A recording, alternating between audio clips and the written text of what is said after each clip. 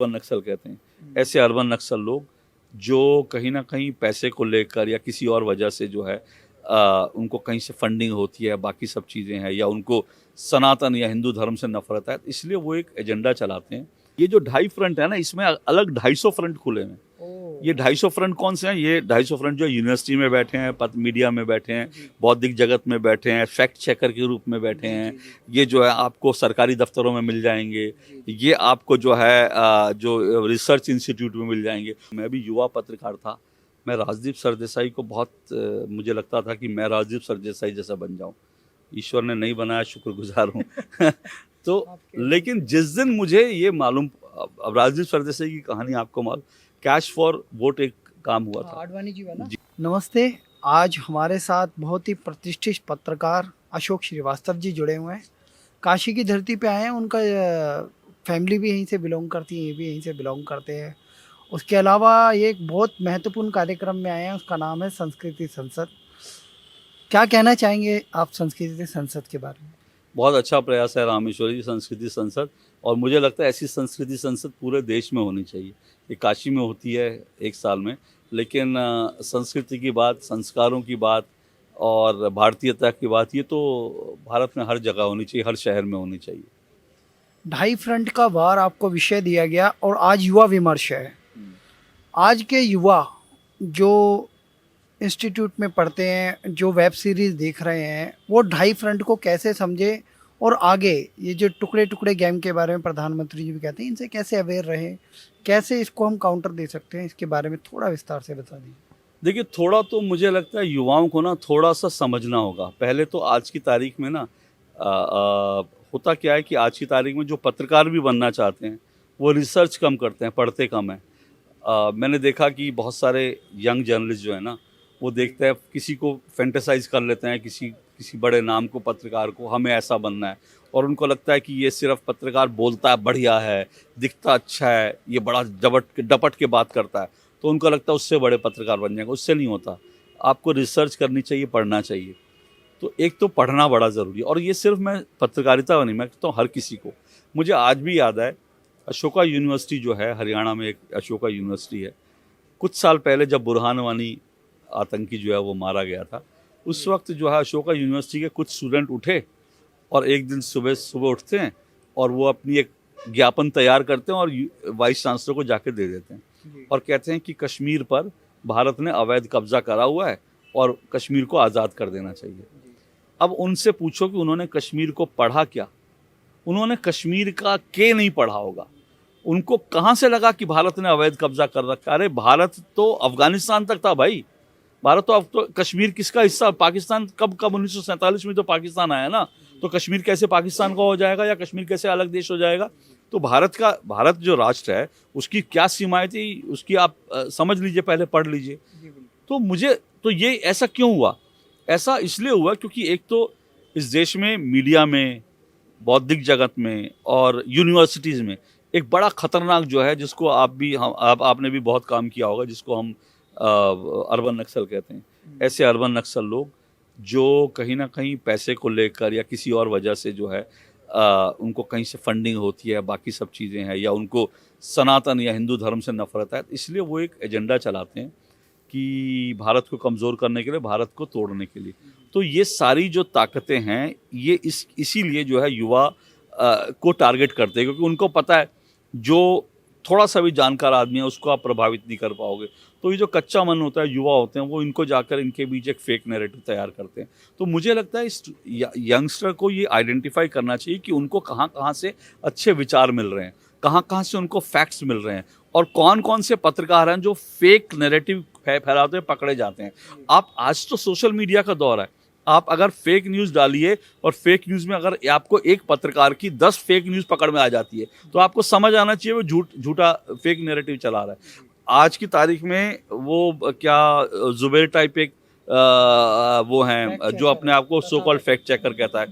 आप उसको अगर आप देखते हैं तो आप फैक्ट चेकर में भी देखिए किस तरह की चीज़ आ गई है। आप सोचिए कि इजराइल एक देश जो है वो उसका फैक्ट चेक करके बता रहा है फेक उसने फैलाई, तो पूरा का पूरा एक देश उसका राजदूत बता रहा है। तो आप समझिए फैक्ट चेकर में भी किस तरह के लोग गुस्से में हैं। तो यंग्स को, जो यंग माइंड है, उनको बहुत सावधानी से चयन करना चाहिए कि किनको वो सुनते हैं, किनको पढ़ते हैं और किनको फॉलो करते हैं। और आपको पता होना चाहिए अगर आप, और दूसरा थोड़ा सा पढ़ना लिखना चाहिए।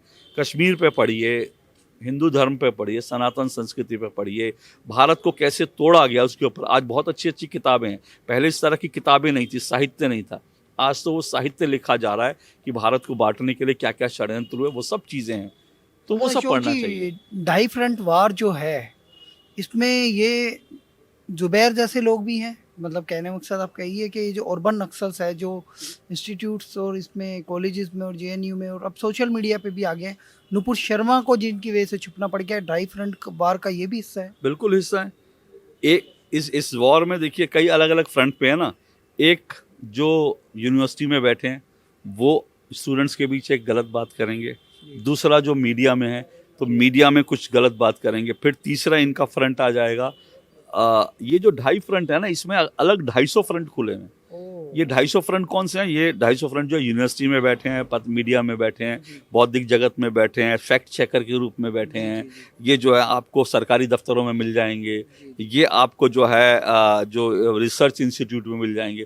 तो ये 250 मोर्चों पर काम करने वाले लोग हैं, तो अलग अलग मोर्चे। तो उसमें से फैक्ट चेकर भी एक मोर्चा खुल गया, उसके लिए भी कुछ लोग चयन किए गए, उनको वहाँ पर लगा दिया गया। वो लोग क्या करते हैं, बड़े जज, आपने तो नोट किया होगा कि वो, अब ये मान लीजिए कि हमास, एक किसी ने खबर चला दी कि हमास ने फलाना जगह जो है ये आतंक, हमास ने एक हमास के कमांडर ने एम्बुलेंस को अपना वो बना रखा था और इसलिए जो है इजराइल ने उस पर हमला किया एम्बुलेंस पे। अगर ये तो वो उसको घुमा के कहेगा कि ये जो मारा गया ये हमास का कमांडर तो था, लेकिन उस वक्त ये घायल था, इसलिए ये एम्बुलेंस में जा रहा था, तो इसलिए हमला गलत हो जाता है। तो ये इस तरह का नैरेटिव बनाते हैं कि जो सही चीज होती है उसमें भी ये दिखाने की कोशिश करेंगे कि नहीं जी सब कुछ सही नहीं है।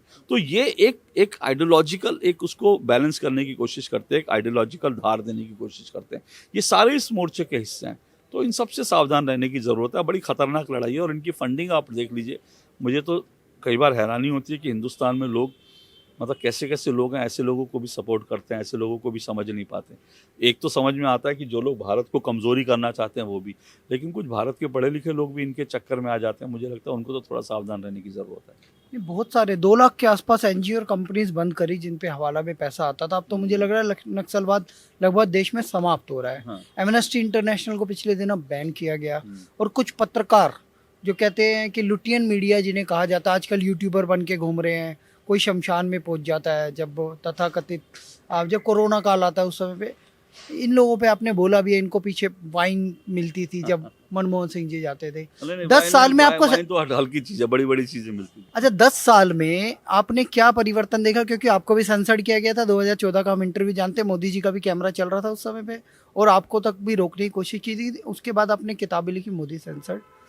क्या कहना चाहते हैं इनके बारे में? ये किस तरीके के दिमाग लोग हैं और हमारे देश को कैसे इनसे बच के रहने की ज़रूरत है आज के युवाओं को चैनल के माध्यम से? देखिए, एक तो ये है कि जैसे मैं बताऊं, मैं फिर कह रहा हूँ, आपने युवाओं की बात की ना, इसलिए मैं कहता हूँ कि युवाओं को बहुत सारी जानकारी नहीं होती। जब मैं भी युवा पत्रकार था, मैं राजदीप सरदेसाई को बहुत मुझे लगता था कि मैं राजदीप सरदेसाई जैसा बन जाऊँ। ईश्वर ने नहीं बनाया, शुक्रगुजार हूँ। तो लेकिन जिस दिन मुझे ये मालूम, अब राजदीप सरदेसाई की कहानी आपको मालूम, कैश फॉर वोट एक काम हुआ था, आडवाणी जी वाला? जी हाँ, जिसमें मनमोहन सिंह की सरकार बचाने के लिए सांसदों को उसका पूरा स्टिंग ऑपरेशन हो जाता है। राजदीप सरदेसाई वहाँ संपादक हैं, वो उसको टेलीकास्ट होने से रोक देते हैं, कहते हैं मैं इसकी जांच करूंगा। अरे भाई, तुमने खुद इस रिपोर्टर को डिप्यूट किया था, तो आपको अपने रिपोर्टर के बारे में पता नहीं, और उसको रोक दिया जाता है। मनमोहन सिंह की सरकार बच जाती है और उसके बाद राजदीप सरदेसाई जी को थोड़े दिन बाद जो है पद्मश्री मिल जाता है। तो ये मेरी आंखें खुल गई। इसी तरह से बरखा दत्त, उनके बारे में सबको मालूम है, जब नीरा राडिया टेप कांड हुआ उनके बारे में चीज़ें सामने आई कि किस तरह से वो मंत्री बनवा रही थी। तो ये सारे लोग धीरे धीरे एक्सपोज होने शुरू हुए 2014 के बाद। तो उसके पहले तो ये लोग सीधा फ़ोन करते थे, प्रधानमंत्री कार्यालय में घुसते थे। तो ये इनकी इनकी पहुंच थी, इसके बारे में सब जानते हैं। तो 2014 के बाद धीरे धीरे ये इर्रेलेवेंट होते गए। और उसमें एक बहुत बड़ी चीज़ क्या हुआ, उसमें ना एक बहुत बड़ा श्रेय मैं किसी सरकार को नहीं दूंगा, किसी पार्टी को नहीं दूंगा, उसमें बहुत बड़ा श्रेय सोशल मीडिया को है। क्या है कि आज अगर कोई पत्रकार या मैं ही आज जो है, अगर मैंने 2014 से पहले मैंने राम मंदिर के खिलाफ लिखा होगा, आज मैं बड़ा राम भक्त बन रहा हूँ, तो कोई ना कोई निकाल लाएगा मेरा 2012 का ट्वीट कि उस वक्त तो तुम बड़े राम मंदिर के खिलाफ लिखते थे, आज कैसे राम भक्त हो गए। तो ये चीज़ें पकड़ में आ जाती हैं। अब आपका जो लिखा है ना मिटा नहीं सकते, वो है। तो इसलिए जो है ये चीज़ तो सोशल मीडिया पे अब इनकी जो चीज़ें थी धीरे धीरे एक्सपोज देनी शुरू हुई। करगिल वॉर में क्या हुआ था, उसके बाद क्या हुआ था, आपने किस किस तरह की दलाली करी, ये सब चीज़ें खुलने लगी।